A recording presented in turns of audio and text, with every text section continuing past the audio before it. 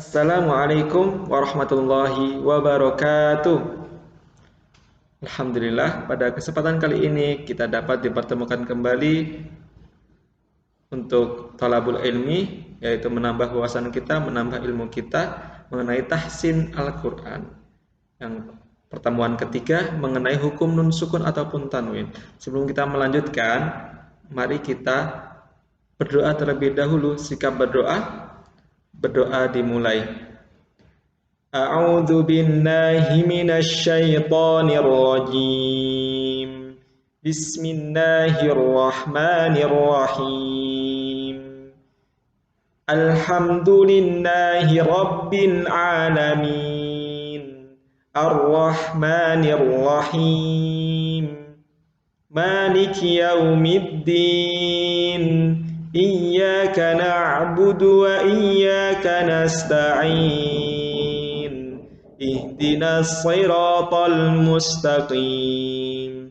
Siratal ladzina an'amta 'alaihim ghairil maghdubi 'alaihim waladdallin.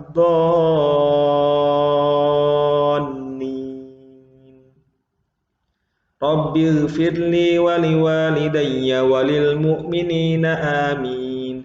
Rabbish shrah sadri wa yassir li amri wahlul 'uqdatam min lisani yafqahu qawli. Rabbi zidni 'ilma warzuqni fahma. Amin. Alhamdulillah, pada kesempatan kali ini kita melanjutkan materi kita mengenai hukum nun sukun ataupun tanwin. Yuk kita bahas bersama. Kita akan melanjutkan macam kedua dari idgham, karena sebelumnya Ustaz telah menyampaikan idgham yang pertama, yaitu idgham bi gunnah. Pada kesempatan kali ini Ustaz akan membahas idgham bila gunnah. Yuk diperhatikan yuk. Idgham bila gunnah. Nih, idgham bila gunnah menurut bahasa artinya meleburkan tanpa gunnah. Idgham bila gunnah artinya jika terdapat nun sukun atau tanwin bertemu dengan salah satu huruf idgham yang dimaksud adalah idgham bila gunnah, maka huruf nun sukun dileburkan tanpa gunnah. Kalau yang kemarin bi gunnah dengan dengung, kalau yang ini tanpa gunnah. Selanjutnya, huruf-huruf idgham bila gunnah. Ada dua, ya diperhatikan. Yang pertama ada huruf lam, yang kedua ada huruf ro. Ya diperhatikan. Yang pertama huruf lam, yang kedua huruf ro. Jadi hanya ada dua.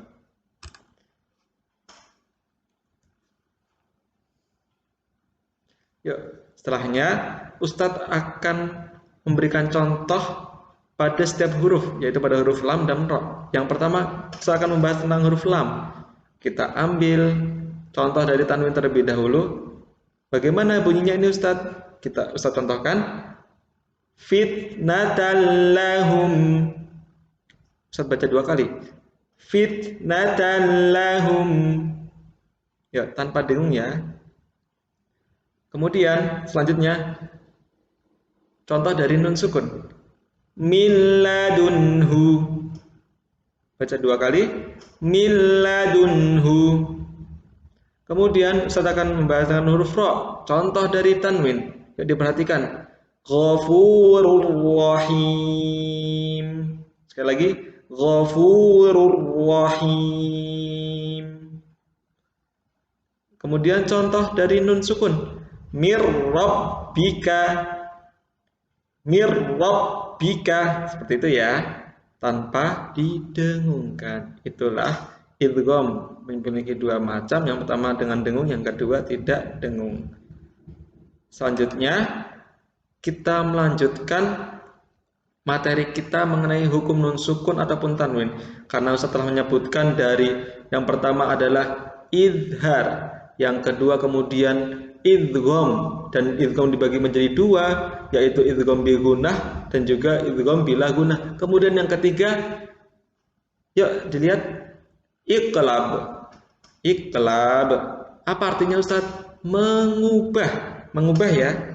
Jadi artinya adalah mengubah huruf yang sukun yaitu nun pada huruf yang berharokat menjadi huruf mim, yang ada dengungnya ataupun samar-samar. Yuk kita cari tahu apa sih huruf iqlab Ustadz. Nah, huruf yang termasuk huruf iqlab hanya ada satu ya, hanya huruf ba. Jadi menghafalnya mudah. Iqlab hurufnya hanya ada huruf ba. Contoh iqlab. Ya diperhatikan nih Ustadz. Ambil contoh-contohnya, dari setiap contohnya ada 3. Ya diperhatikan. Dan ini Ustadz punya contoh ciri-ciri iqlab, yaitu ada huruf mimnya.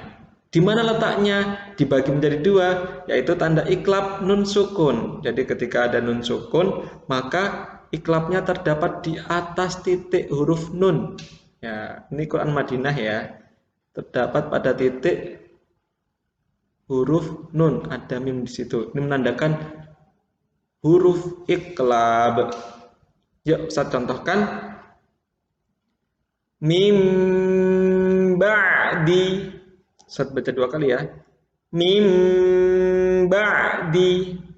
Selanjutnya amburika. Saya baca 2 kali. Amburika.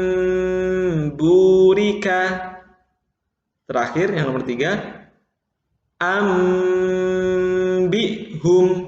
Sekali lagi ambihum. Kemudian pertanyaan kita, tanda iqlab pada tanwin gimana Ustadz? Kita cek di bawahnya.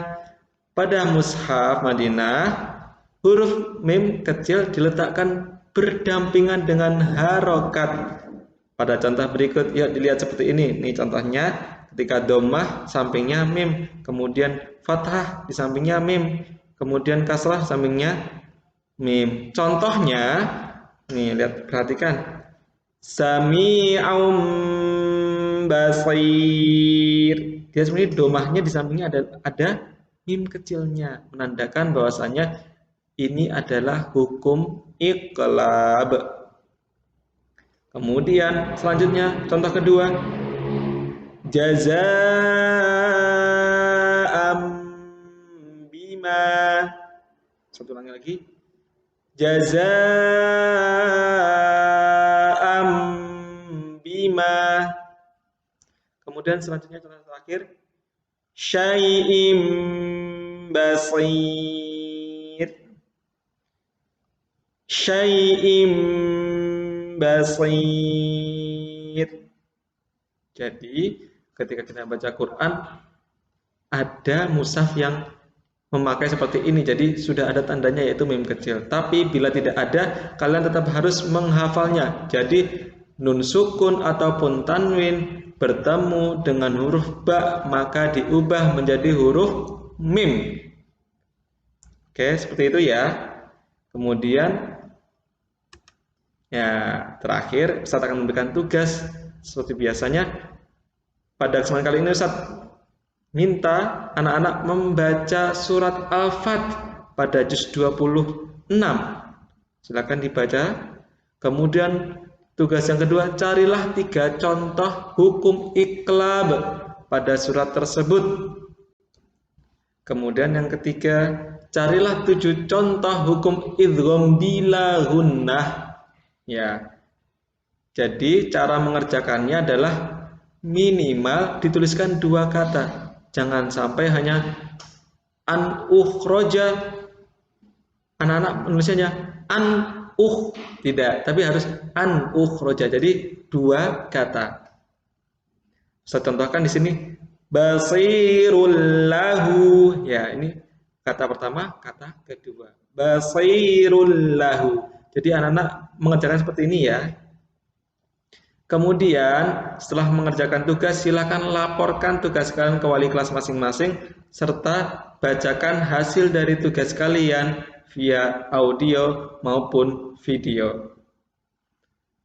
Terima kasih sudah memperhatikan Ustadz. Ustadz ucapkan jazakumullah khairan katsiran. Semoga menambah ilmu anak-anak menjadi anak yang soleh dan solehah. Yuk kita akhiri dengan bacaan hamdalah, kemudian doa kifaratul majlis. Alhamdulillah. Terima kasih sudah memperhatikan Ustadz dari awal sampai akhir. Semoga nambah wawasan kalian dan ilmu kalian ya. Semoga kalian menjadi qori, yaitu membaca Al-Quran yang sangat baik, terutama dalam tahsinnya.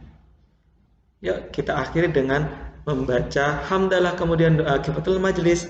Alhamdulillahirabbil alamin. Subhanakallahumma wa bihamdika asyhadu an la ilaha illa anta astaghfiruka wa atubu ilaik. Billahi taufiq wal hidayah. Wassalamualaikum warahmatullahi wabarakatuh.